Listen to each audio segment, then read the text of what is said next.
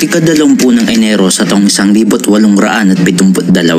naganap ang pinakamahalagang pag-aalsa sa kasaysayan ng Pilipinas na kung saan naganap ang labanan sa pagitan ng mga Pilipino at Kastila sa arsenal sa bayan ng Cavite at kalaunan ni humantong sa paggarote sa tatlong Pilipinong prayle at Rebolusyong Pilipino laban sa Kastila. Ito ang 1872 Cavite Mutiny. Malas, hindi naman maliragasyon ang revolusyon sa Espanya. Hindi na kumugulat. Ang reformang inaasahan ng karamihan ay hindi binibigay ng basta-basta. Pwes, kung hindi binibigay, dapat inaano. Don Francisco, may nasabi ka noon tungkol sa utos ni Esquerdo. Tama ba? Di, ayon kay Esquerdo, mga sundalong Espanyol na lamang ang hindi kailangang magbayad ng buwis at mga tubong Pilipinas ang magbabayad katulad ng mga ordinaryong mamamayan. Obligado na rin ang mga sundalo ng tubong Pilipinas ng pulo e serbisyo.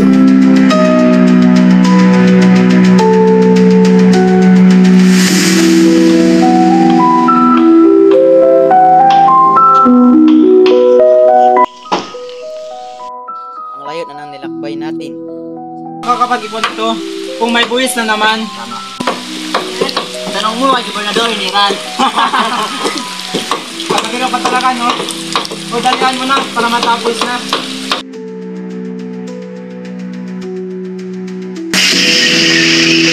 Nakagalit ba? Sinong hindi magagalit ang baba na ng presyo ng mga prutas? Pareho-pareho tayo mga sundalo sa paanong paraan tratuhin ang tubong Pilipinas. Hindi lang ito pulo e serbisyo o buwis, kundi usapin din ito. Kung sino ang Espanya o hindi. Sa tingin mo, hindi lang tayo nakakaramdam sa sitwasyong ito. Hindi ko kilala ang mga taong yan. Pero kumakalat na ang galit ng marami, pero hindi nila alam kung anong gagawin. Anong pakay sa listahan na yan? Pagbabago. Subukan nilang makinig. Ikaw, sasama ka ba? Kumunod. Anong plano natin? Ang plano ay magkaugnay mula sa pag-aalsa ng mga sundalo ng Cavite sa Manila. Pinakailangan ng tulong at suporta. Una, aabante ang mga kawal ng Intrumunos. Sila ang nagbibigay senyales sa atin. Huwag kayong mag-alala, sisiguraduhin natin marami sasali sa atin. Ang mga sundalo ay mapuputok ng kanyon. At kapag nangyari yun, susugod tayo. Sugod!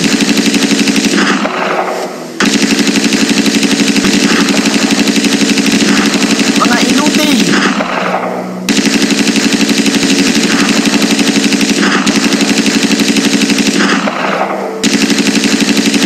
Laban lang mga kasamahan!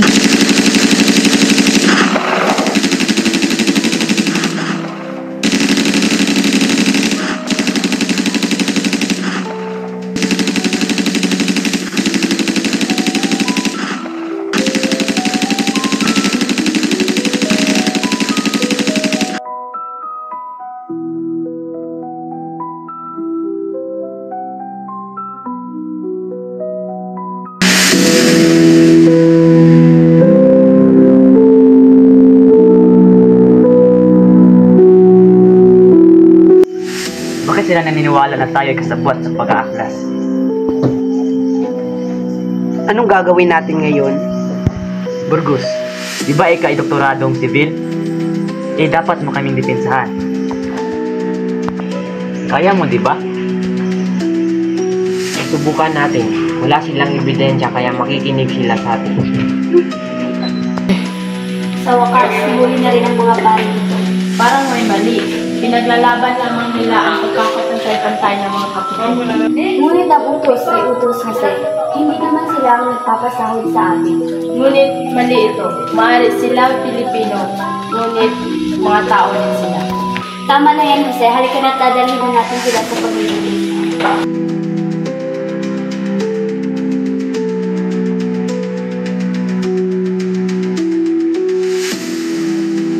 Kamusta mga pari? Ako si Solidad Concepcion na tagapagbalita mula sa Kapelang Solidaridad. Ako po'y narito tungkol sa pagkasangkot ng inyong pangalan mula sa naganap na pag-aakla sa Cavite. Wala kaming kinalaman dyan. Meron po akong opisyal na utos na kayo raw po ang nagpasigaw. Hindi totoo yan. Lahat ng sinasabi nila ay pawang gawa-gawa lamang. Tama, hindi namin alam kung sino ang umatake sa mga Kastila. Nagsasabi lamang kami ng totoo. Hindi namin yan magagawa.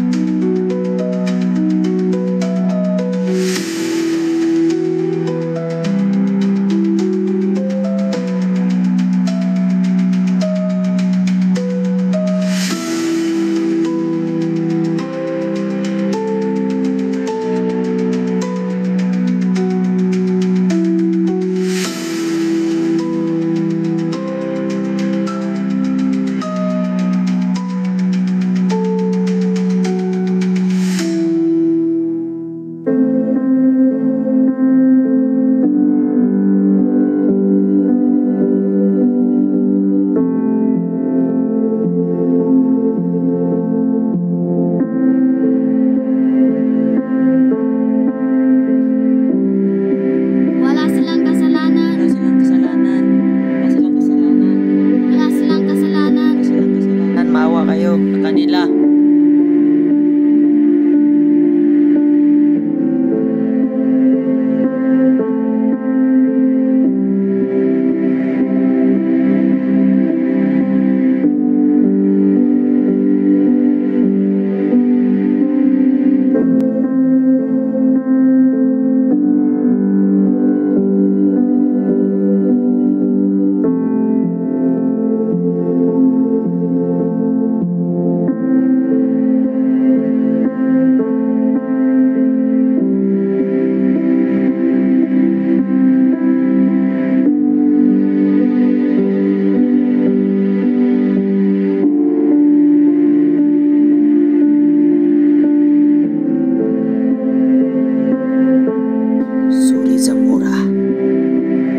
Gawain niyo na ang tungkulin niyo!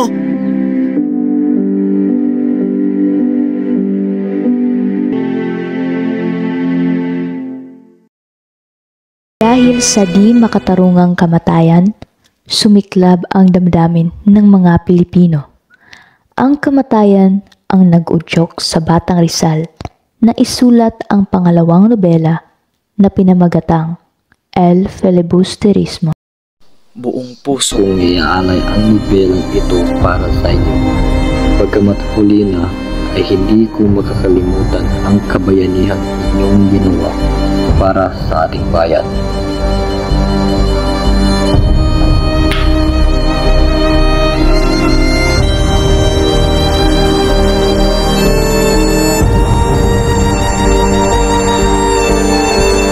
Dahil sa pangyayari na naganap sa Gumbursa at ang paglimbag ng El Filibusterismo ni Rizal, unti-unting nagkakaroon ng kamalayan ang mga Pilipino.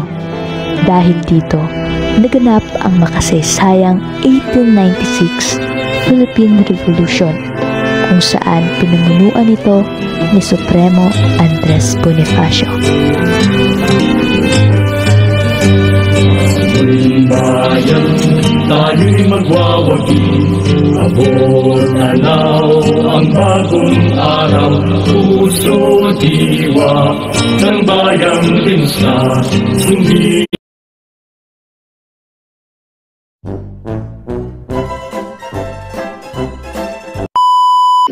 Ano tayo uusad?